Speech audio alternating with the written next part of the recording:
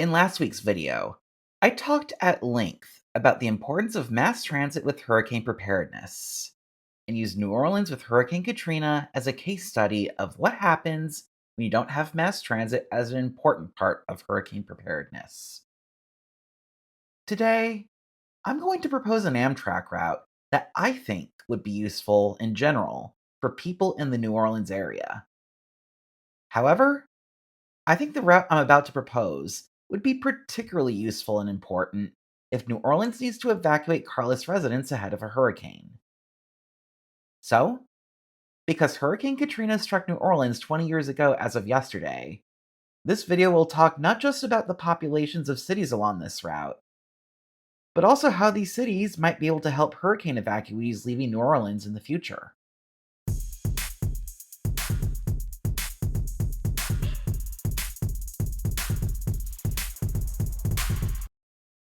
The route I'm talking about is a route from New Orleans to the Dallas Fort Worth Metroplex. The eastern and southern terminus is New Orleans itself. Not a whole lot of explanation here is needed, given the size of New Orleans, and given that I spent a whole video on New Orleans just last week.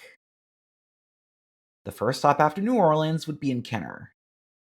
It is the largest incorporated suburb of New Orleans, and furthermore, a Kenner stop would be close to the airport in New Orleans.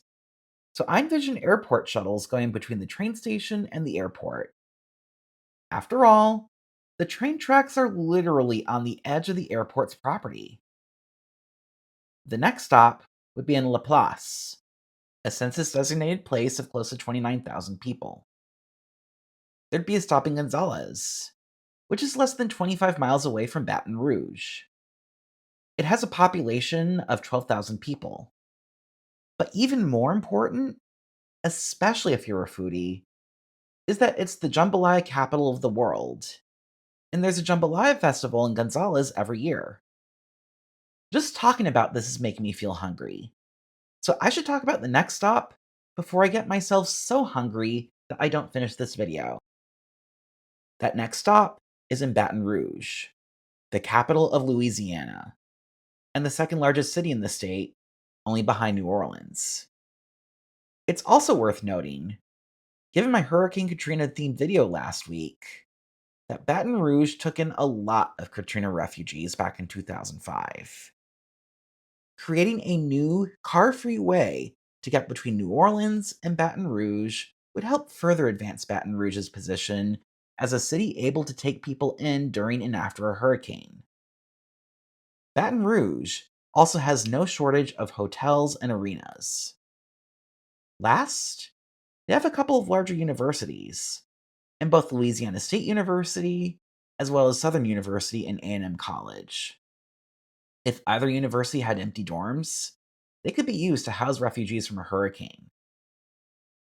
Well, Amtrak's proposal for expanded passenger rail in the United States, called Amtrak Connects Us, has the line only going between New Orleans and Baton Rouge. I have this line going further. Much further. The following stop would be in Alexandria, over 100 miles away from Baton Rouge.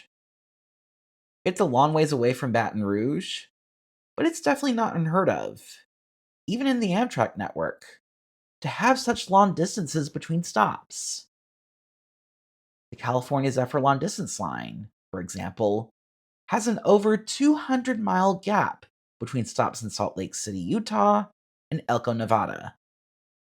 Anyway, Alexandria is home to over 45,000 residents. And, in the event of a hurricane, there is a coliseum and a 23,000 square foot exhibition hall. It still pales in comparison to the 166,000 square feet of entertainment the Louisiana Superdome has. But still, it's a decent amount of space for hurricane refugees. The following stop would be in Natchitoches. My apologies in advance if I didn't pronounce the city's name correctly. I tried listening to YouTube videos speak about the city, and I heard 3 different ways to pronounce the city's name. And I may have nailed exactly none of the 3. Anyway, the city is home to about 18,000 people, and is home to Northwestern State University, another sizable school. And with a sizable school comes another basketball arena and potentially more dorms for hurricane evacuees to stay in, assuming that there are dorms available, of course. The train trackage then heads towards Shreveport, but only goes to the edge of the city. The city has a population of about 188,000 people, so it seems a bit extra for me to propose two stops for the city. But that's exactly what I'll do. There'll be a main stop for some future line or lines to be determined over in downtown Shreveport, where there are other rail tracks currently. And then I'll have a stop in the south part of the city that will serve this line specifically. I'll probably call the stop South Shreveport, or something like that. The train line then crosses into Texas. The first stop in Texas would be in Marshall, which has a population of about 23,000 people. From this part of the route onward, this route would be making the same stops as the Texas Eagle, a long distance Amtrak service. There'd be a stop in Longview, which has a population of about 81,000 people. I'd have a stop in Mineola, which has about 4,800 people. The last two stops shouldn't come by surprise. They are Dallas, followed by Fort Worth if you're heading west. The Dallas Fort Worth Metroplex is the fourth largest metro area in the United States. It has tons of facilities for potential hurricane refugees. You have the stadium for the Texas Rangers of Major League Baseball, which has a retractable roof. You have major universities that have sports arenas and might have dorm space for hurricane refugees, such as Southern Methodist University, Texas Christian University, and the University of Texas at Arlington. You have two pro sports arenas. And you have a stadium for some team called the Cowboys, which is the biggest facility of all. Now, as a former American football fan myself, I know that the peak of hurricane season conflicts with some of football season, meaning that it may be difficult to have hurricane refugees in the Dallas Cowboys Stadium. But frankly, hurricane refugees are more important than the Dallas Cowboys. And I'm not just saying that because the Cowboys were mired in mediocrity last year, or because being a New Yorker doesn't make me feel particularly inclined to root for the Cowboys. I'm saying that because as much as I love sports, getting hurricane evacuees out of harm's way is legitimately more important than sports. This is a hill I will die on. That is my proposed route. Before giving my thoughts, I ask people to like this video and subscribe to my channel for more content on imagining better mass transit in the United States. As for my thoughts, during normal times, I actually think this would be a useful route. Over a recent 12-month period, over 600,000 people flew between New Orleans and one of the two major Dallas airports. This tells me that there is significant demand for travel between these two cities. Furthermore, statistics from smaller airports in Baton Rouge, Alexandria, and Shreveport show that there is significant demand for travel heading between these cities and Dallas-Fort Worth. This gives me even more evidence that there would be some demand for a New Orleans to Dallas-Fort Worth train line. The one unorthodox thing about this route, as opposed to many other routes I've proposed on here, is that there are some long distances between stops, especially on the part of the line between Baton Rouge and Shreveport. I already noted the over 100-mile distance between Baton Rouge and Alexandria. But the distances between Alexandria and Natchitoches, as well as between Natchitoches and Shreveport, are also kind of lengthy. And because of that, it might not look like the most sensible route, despite the fact that there is a fair bit of travel demand on this corridor between New Orleans and Dallas-Fort Worth. But what I think makes this route sensible, aside from the travel demand, is that it would better connect New Orleans to much safer places from a hurricane standpoint. Baton Rouge and Alexandria are in a position to help someone in that regard. Baton Rouge, in particular, due to the facilities at Louisiana State University, better known as LSU. However, Dallas Fort Worth stands out to me as a metro area with the facilities to take in hurricane refugees. But so does Houston, and they're closer to New Orleans, some might say. But Houston, we have a problem. And the problem is that Houston is vulnerable to hurricanes too.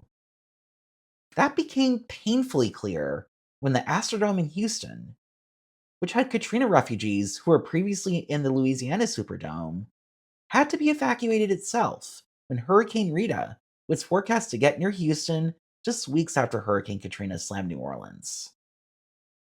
I can't make this stuff up. The chances of something similar happening in Dallas Fort Worth are much lower because the Metroplex is hundreds of miles inland.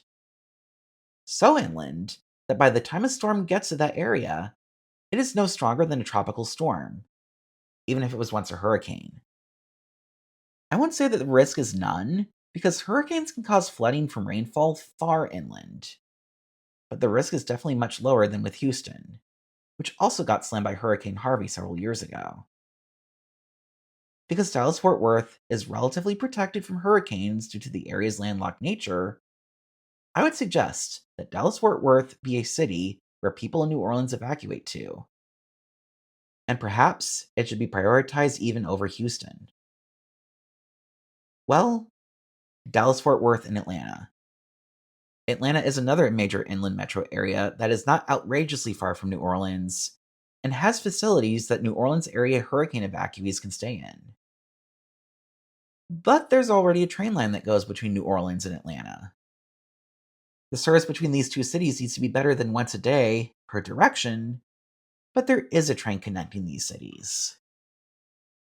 Enhancing New Orleans to Atlanta train service, along with my proposed New Orleans to Dallas Fort Worth route, would build upon the good work New Orleans has done in laying out plans for hurricane evacuation for residents who lack cars.